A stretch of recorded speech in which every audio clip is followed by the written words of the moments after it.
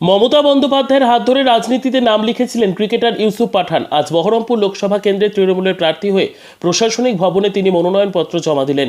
বহরমপুর তৃণমূল কংগ্রেস কার্যালয় থেকে এক বর্ণাঢ্য শোভাযাত্রা শুরু হয়। এই শোভাযাত্রায় বহু মহিলাদের লক্ষ্মীর ভাণ্ডার হাতে নিয়ে দেখা যায়।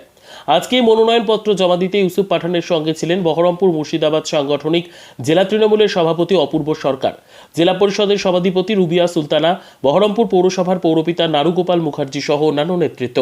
ব্যুরো রিপোর্ট, দিনরাত স্টার নিউজ।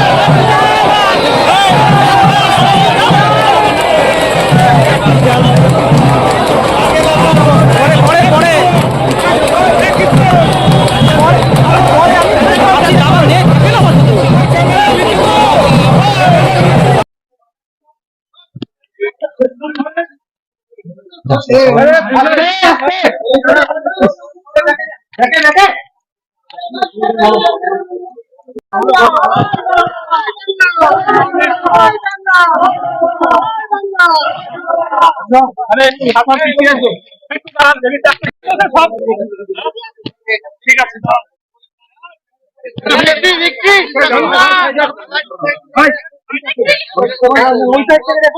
ওখান থেকে দেখতে পাবেন না।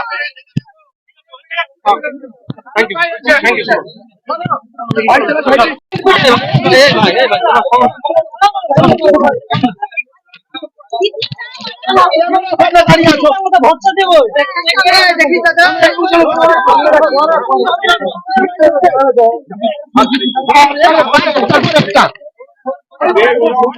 লাগবে।